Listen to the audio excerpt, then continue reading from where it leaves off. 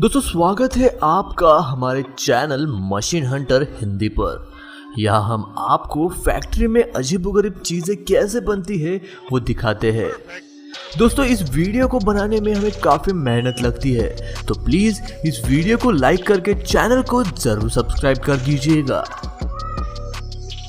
दोस्तों आपने PUBG game जरूर खेला होगा या फिर उसके बारे में सुना तो जरूर ही होगा।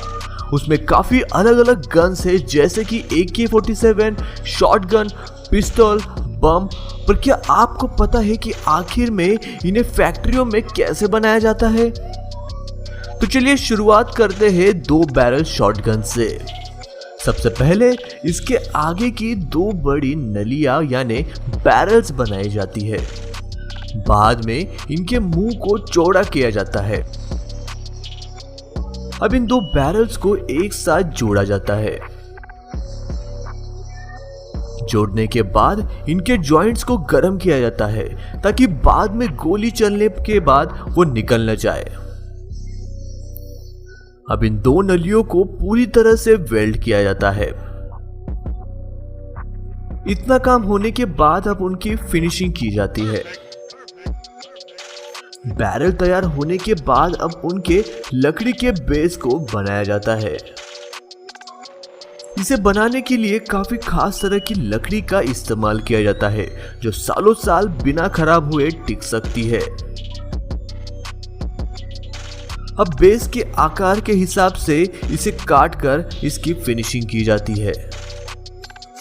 अब बारीक कारीगरी करके इसमें मेटल पार्ट्स लगाए जाते हैं। अब बारी है एक्शन बनाने की। इसके लिए एक बड़े मेटल ब्लॉक को लेकर उसकी फाइलिंग की जाती है। पूरी तरह से बनने के बाद इसे उन 2 बैरल्स के साथ अटैच किया जाता है। अब इस पर काफी बारीक कारीगरी की जाती है।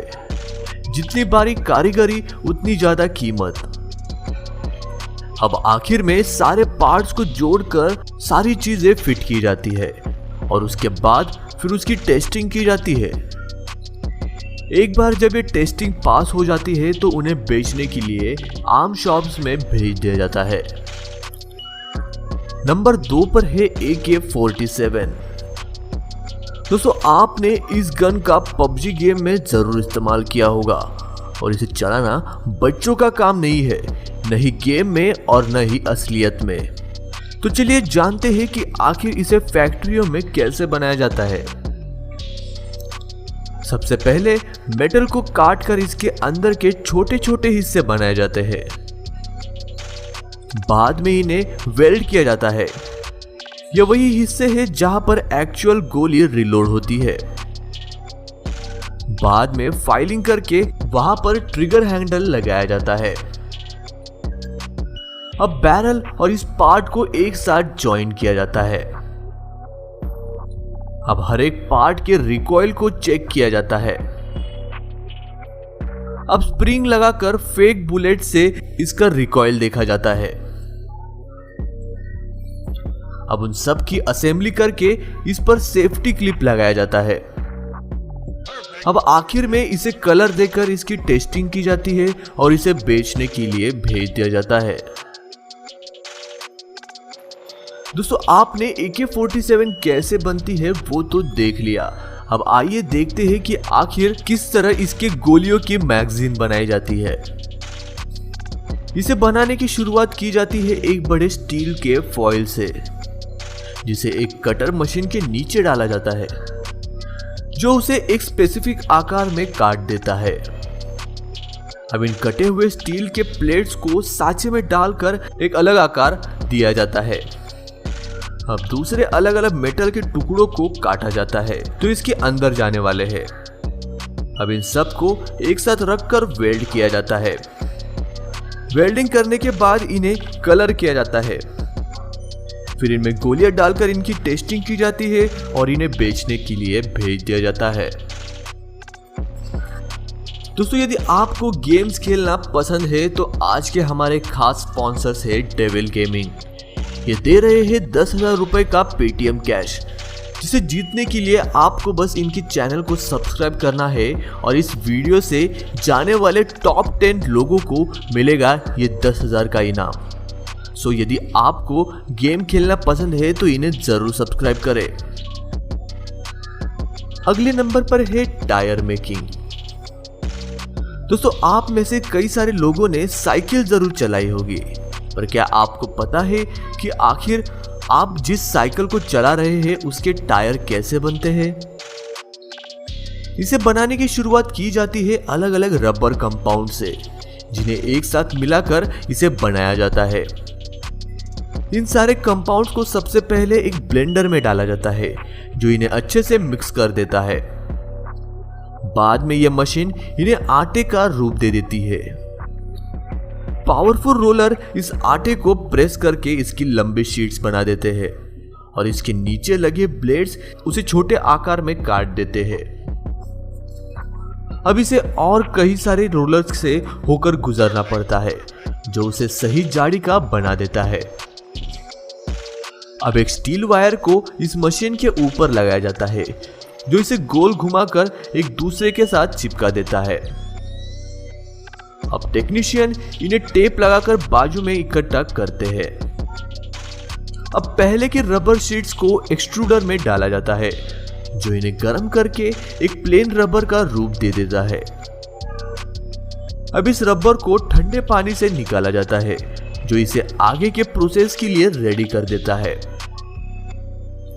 अब वही दूसरी तरफ प्लेन रबर की शीट्स के टुकड़े किए जाते हैं। अब इन पीसेस को जॉइन करके दूसरी लंबी स्ट्रिप बनाई जाती है। अब एक टेक्नीशियन इस रबर शीट को मशीन ड्रम पर व्रैप कर देता है। अब रोबोट 2 मीटर स्ट्रिंग को इस पर लगाकर रख देता है। अब बचे हुए एक्स्ट्रा पार्ट्स को फोल्ड करके इन्हें रोलर के जरिए चिपका दिया जाता है। अब बीच में पहले का एक्सट्रूडर का पार्ट लगाया जाता है, जिसके बाद रोलर इस पे प्रेशर लगाकर इसे चिपका देता है।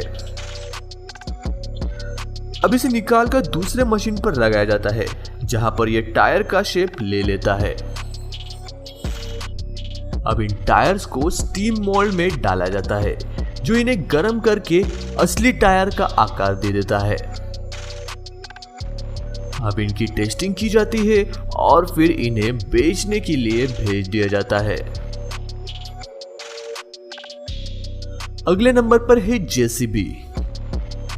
दोस्तों, जेसीबी की खुदाई देखना किसे पसंद नहीं है, पर क्या आपको पता है कि आखिर इन्हें फैक्ट्रियों में किस तरह बनाया जाता है?